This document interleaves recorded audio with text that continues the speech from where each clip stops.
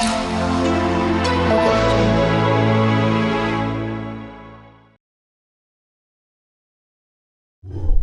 China Sea. South China Sea has become a global hotspot. So we will be discussing following aspects related to it. Number 1, where is South China Sea? Number 2, why it is important? Number 3, what is the present dispute? Number 4, countries involved in the dispute. Number 5, its timeline. Number 6, award of the Permanent Court of Arbitration. Number 7, global community reaction to the award. Number 8, China's reaction. Number 9, impact on India. So let's start with where. If you see on a map, South China Sea is a sea surrounded by countries like China, Vietnam, Malaysia, Indonesia, Brunei, Philippines, Taiwan. On its west lies Bay of Bengal and Indian Ocean. On its east lies the Pacific Ocean.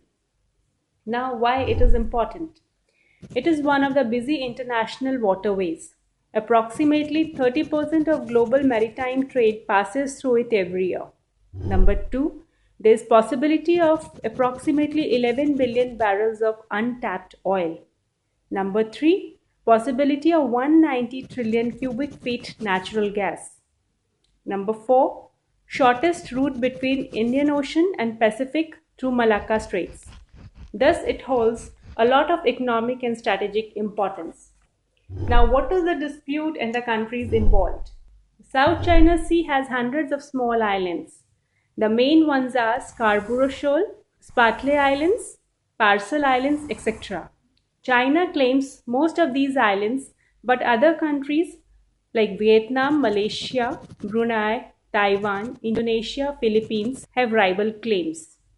China, based on its historical claims of discovery and use going back to the 2nd century AD, says that it has rights over more than 80% of the South China Sea.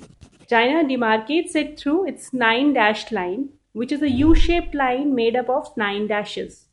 The Chinese claims in the modern times goes back to 1947 when it first demarcated it with 11-dash line, and in 1949 it removed the 2 dashes and now it's 9-dash line.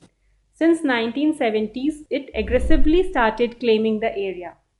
Now the present dispute. In 2013, Philippines raised the issue with PCA, that is Permanent Court of Arbitration, claiming that China has violated its sovereign rights under the 1982 UNCLOS, which is United Nations Convention on the Laws of the Sea. It has taken control over the Scarborough Shoals.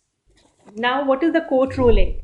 The court ruling, which came in July 2016, in which it has, number 1, rejected China's historical claims in the South China Sea. Number 2, condemned China for aggravating the dispute by building artificial islands in the area.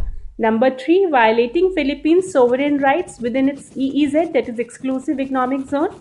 And number 4, damaging the marine ecosystem of the area by doing artificial constructions. Now, world's reaction and China's reaction. The global community has welcomed the verdict, especially the countries surrounding the South China Sea as well as Japan. And China's reaction? Number 1, it has strongly declared the verdict as null and void. It says PCA has no jurisdiction in this case as it cannot give rulings in matters of maritime delimitation, historical bays or titles as per 2006 UNCLOS declaration. Number 3, it has cited the examples of US and UK rejecting the rulings of PCA in Nicaragua and Malvinas cases respectively. Number 4, it further says that the 5-member tribunal which gave the verdict was tainted as it was formed without its consent. Now, even though the provisions of UNCLOS make the award final and binding, but there is no provision of enforcement mechanism as PCA is an intergovernmental body and not a court. Hence, the ruling will not affect China. But China also realizes that, number 1, because of the whole issue, its relationship with ASEAN member countries which have been derailed, because out of 10, 4 of them are directly involved in it. These 4 are Vietnam, Brunei, Philippines, and Malaysia. Number 2, its ambition of becoming a superpower, connecting communities from Asia to Eurasia through its various projects like Maritime Silk Route, One Belt, One Road, Asia Infrastructure and Investment Bank, that is AIIB, etc., would take a backseat if China itself does not honor the international commitments. It has to lead by example. So finally, China has come out with the statement that it upholds the principle of freedom of navigation and is committed to the peaceful settlement of the issues in South China Sea through negotiations. Now, what does the judgment hold for India? Though India is not a direct party to this dispute, but it impacts our economic and strategic interests. Like number 1, now our warships do not have to inform China while navigating through the South China Sea.